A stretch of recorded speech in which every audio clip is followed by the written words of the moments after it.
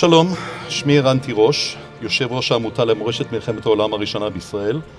הטקס הקצר הזה ייערך באנגלית ובעברית. מכובדיי, ברשותכם, אני אפתח באנגלית ולאחר מכן בעברית.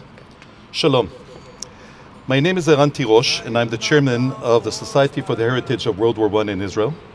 I will be your host for this ceremony.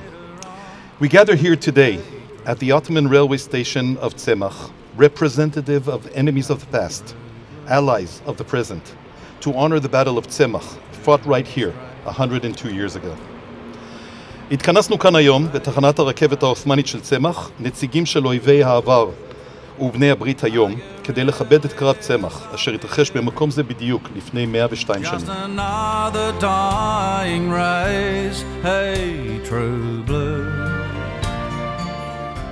102 years have passed since the tranquil dawn that burst into the sound of shooting and screams of the wounded here at the Semakh station.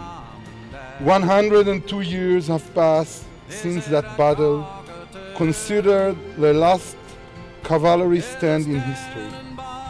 And here we are now, privileged by the attendance of those who once were bitter enemies and now are friends and allies. True blue, I'm asking you. Every year, we commemorate the historic cavalry battle that took place here at Semakh train station. This year, we are marking the 102 years to the historic battle that took place right here, at the place where today undergraduate students of Keneret College learn in the Department of the Land of Israel Studies.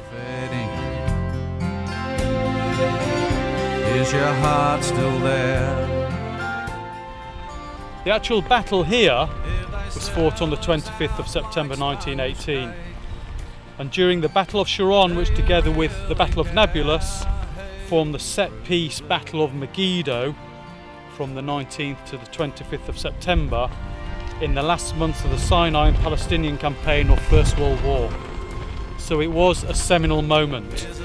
Semakh was regarded by both Allenby and the German Otto Liman von Sanders, commander of the Yildirim army group, as a key strategic point. It is ultimately, though, the brave and courageous actions of the 4th Australian Light Horse Brigade which we have to thank for the decisive victory that took place here, and we will remember them. I'm asking you.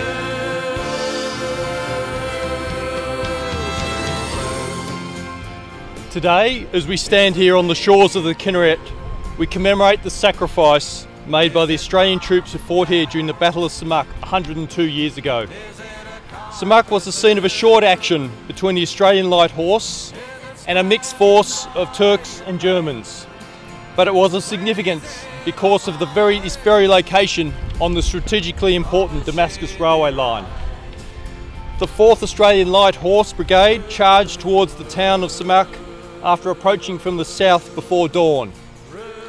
2 light horse regiments, the 11th and the 12th, were successful in capturing the town by 5:30 that morning.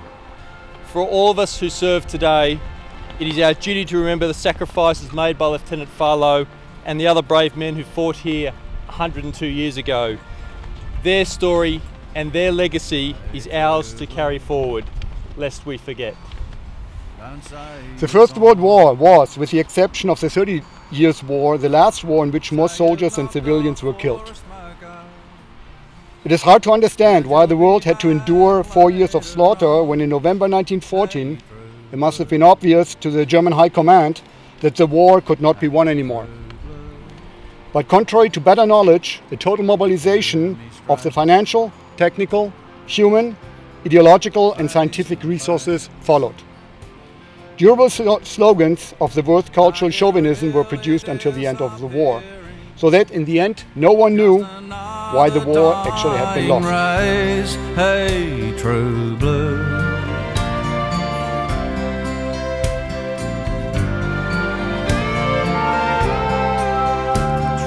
true blue.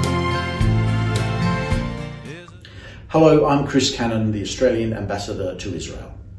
102 years ago in Semakh, on the shores of the Kenneret, Lake Tiberias, the 4th Australian Light Horse Brigade carried out a daring mission under fire that opened the lines to Damascus. It proved to be an important victory in the Sinai-Palestine campaign of World War I. This bravery was emblematic of the Australian troops who have served in this region during World War I, World War II, and in peacekeeping missions until today. Australia's efforts more than 100 years ago set the tone for our security commitments in this region and the long-standing ties between Australia and Israel that are only continuing to grow. As I complete my term as Australian Ambassador to Israel, I have been reflecting on those who made the ultimate sacrifice serving their countries far from home. Learning their stories and participating in memorials across the country have been some of my most meaningful moments as ambassador. Now, while we can't hold a traditional ceremony this year, the obligation to remember the service and sacrifice of Australian troops remains. Their courage and contributions live on, and we have the responsibility to carry on their story and the values they represented. We are all bearers of their legacy, lest we forget.